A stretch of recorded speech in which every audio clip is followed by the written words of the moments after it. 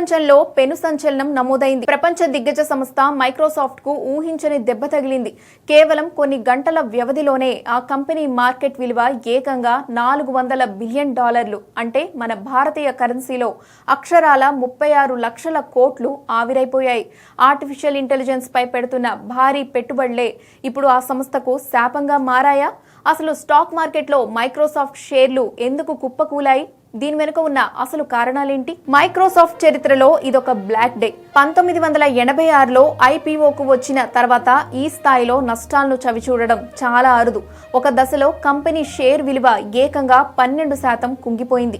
2020 corona సంక్షోభం తర్వాత Microsoft ఎదుర్కొన్న అతిపెద్ద పతనం ఇదే. స్టాక్ మార్కెట్ చరిత్రలోనే ఒకే రోజు అత్యధిక సంపద కోల్పోయిన కంపెనీల జాబితాలో మైక్రోసాఫ్ట్ ఇప్పుడు 2వ స్థానంలో నిలిచింది. గతేడాది China AI model deep seek దెబ్బకు ఎన్విడియా $593 మిలియన్ కోల్పోగా ఇప్పుడు ఆ స్థాయిలో నష్టపోయింది మైక్రోసాఫ్ట్ మాత్రమే. ఇంతటి భారీ పతనానికి ప్రధాన కారణం ఆర్టిఫిషియల్ ఇంటెలిజెన్స్ పై చేస్తున్న అపరిమిత వ్యయమే. ఇటీవల వెల్లడైన త్రైమాసిక ఫలితాల్లో మైక్రోసాఫ్ట్ తన క్లౌడ్ ఏఐ విభాగాలపై పెట్టుబడులను 66% పెంచినట్లు ప్రకటించింది. అయితే పెట్టుబడులు భారీగా పెరుగుతున్నా మైక్రోసాఫ్ట్ క్లౌడ్ ప్లాట్ఫామ్ అజ్యూర్ వృద్ధి రేటు మాత్రం మందగించింది. ఖర్చు పెరుగుతోంది, కానీ ఆదాయం ఆ స్థాయిలో రావడం లేదు. ఇదే ఇప్పుడు ఇన్వెస్టర్ల ఆందోళనకు ప్రధాన కారణం.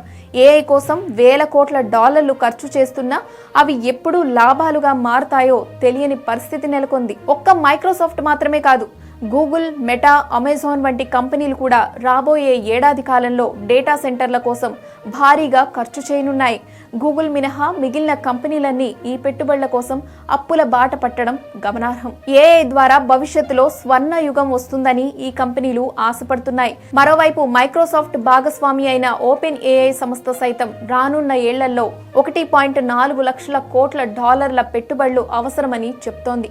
అయితే 2030 వరకు తమకు లాభాలు వచ్చే అవకాశం లేదని ఆ సంస్థ స్పష్టం చేయడం ఇన్వెస్టర్లను మరింత నిరాశకు గురిచేసింది. మొత్తానికి ఏఐ అనేది ఒక మాయా ప్రపంచంలా కనిపిస్తోంది.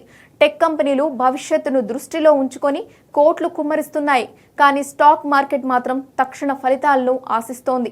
మైక్రోసాఫ్ట్ ఎదుర్కొన్న ఈ సంక్షోభం కేవలం ఆ కంపెనీకి మాత్రమే కాదు, మొత్తం టెక్ రంగానికే ఒక హెచ్చరికగా కనిపిస్తోంది.